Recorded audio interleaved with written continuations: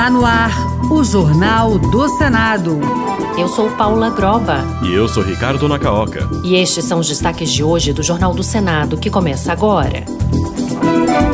Senadores levam ao STF argumentos sobre nova lei do marco temporal. Congresso pode mudar regras sobre início e duração da inegibilidade. Servidores públicos em estágio probatório terão novas regras para avaliação. Boa noite. Boa noite. O governo decretou novas regras para a avaliação de servidores públicos em estágio probatório. Agora, a avaliação de desempenho também será feita pelos colegas de trabalho e o novo servidor terá que ser aprovado em cursos de capacitação nos 2 primeiros anos. Repórter Marcela Cunha. O decreto reformula a avaliação de desempenho do servidor público durante o estágio probatório, com novas regras que deverão ser seguidas por todos os órgãos públicos federais. A padronização foi motivada pelos 6.000 novos servidores aprovados no Concurso Público Nacional Unificado, que tomarão posse nas próximas semanas.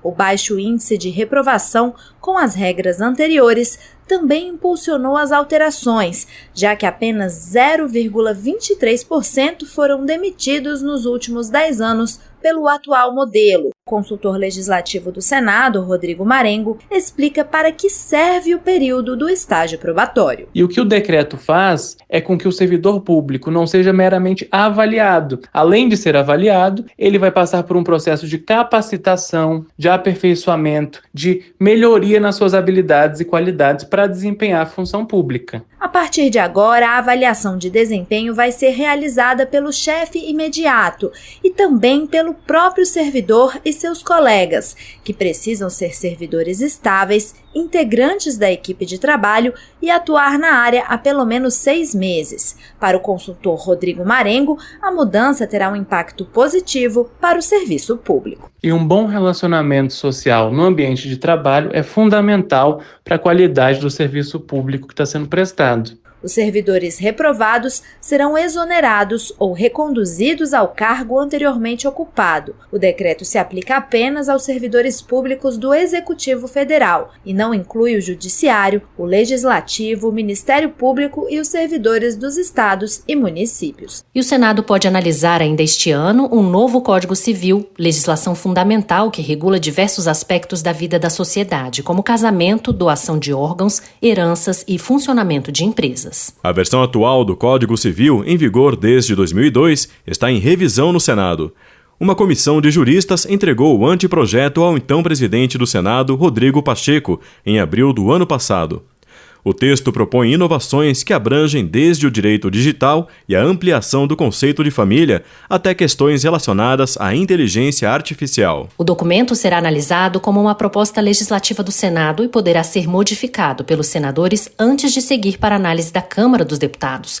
Para o senador Rodrigo Pacheco, do PSD de Minas Gerais, atualizar a legislação civil é um desafio, mas também uma oportunidade de garantir maior proteção e segurança jurídica aos cidadãos. É uma oportunidade de ouro para reafirmar o império da lei como fio condutor da nossa vida em sociedade. Uma sociedade cada vez mais complexa, com novos desafios a cada dia, porém, com nosso esforço e compromisso, uma sociedade cada vez mais amparada pela lei.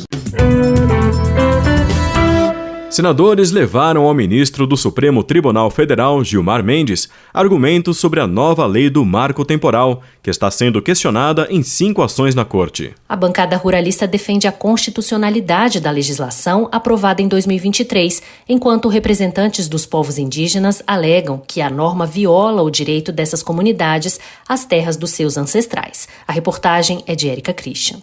Após reunião com o presidente do Senado, Davi Alcolumbre, e com os senadores do PP, Dr. Irã, de Roraima, e Tereza Cristina, de Mato Grosso do Sul, e com o líder do governo no Senado, Jacques Wagner, do PT da Bahia, o ministro do Supremo Tribunal Federal, Gilmar Mendes, autor de 5 ações que questionam o marco temporal, deverá apresentar nos próximos dias adequações na lei. No final de 2023, o Congresso Nacional decidiu que os povos indígenas só têm direito aos territórios que já ocupavam até a promulgação da Constituição, 5 de junho de 1988.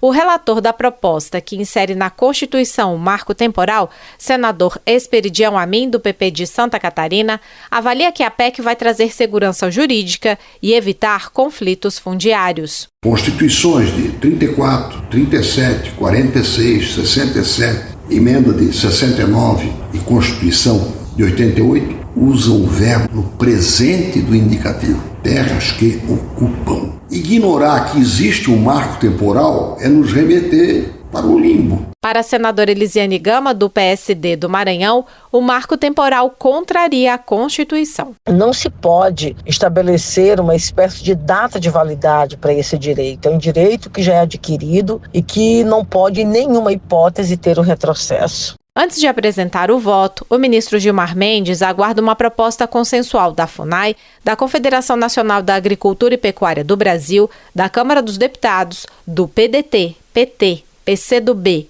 PV, PSOL, PL e Republicanos. E o Senado pode analisar neste ano um projeto de lei que cria a Política Nacional de Revitalização e Diversificação dos Seringais Amazônicos, com o objetivo de valorizar a seringueira, planta nativa da Amazônia usada na extração do látex, matéria-prima da borracha. De autoria do senador Sérgio Petecão, do PSD do Acre, a proposta busca promover práticas sustentáveis e ampliar o uso da borracha. Além de fortalecer a produção e aumentar as rendas das comunidades extrativistas, o projeto visa contribuir para a conservação das florestas. A proposta aguarda a nomeação de um relator na Comissão de Meio Ambiente. Então, a ideia é que nós possamos fortalecer os seringais, dar mais condições técnicas para usar aquela matéria-prima que hoje que nós temos lá ainda na Amazônia, que isso com certeza vai dar uma vida mais digna e gerar renda para os amazônicos, as pessoas que moram lá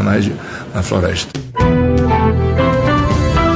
O Senado pode votar o projeto de lei complementar que altera a contagem de início e o prazo de duração da inelegibilidade. A proposta da Câmara dos Deputados, já aprovada pela Comissão de Constituição e Justiça do Senado, aguarda a votação do plenário. Repórter Bruno Lourenço. Hoje a lei define que a inelegibilidade vale para o período restante do mandato e por mais 8 anos, o que pode chegar a quase 16 anos, no caso de senadores que têm mandato de 8 anos. Já aprovado pela Comissão de Constituição e Justiça, o projeto determina que o período de inelegibilidade passa a ser único, de 8 anos, contados a partir da data da decisão colegiada que decretar a perda do mandato, da data da eleição na qual ocorreu a prática abusiva ou da data da renúncia ao cargo eletivo, conforme o caso. O senador Everton, do PDT do Maranhão, acredita que a proposta coíbe distorções e assegura isonomia. Confere maior objetividade e segurança jurídica nas fixações dos termos iniciais e finais de contagem de inegibilidade e que em alguns casos decretavam, se não a morte política da pessoa, a perpetuidade na prática da restrição imposta. As novas regras terão aplicação imediata até mesmo para condenações já existentes. Se aprovada pelo plenário, a proposta segue para a sanção presidencial.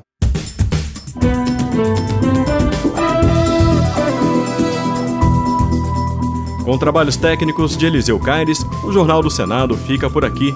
Acompanhe agora as notícias do Tribunal de Contas da União e da Câmara dos Deputados. Boa noite. Boa noite e um bom fim de semana.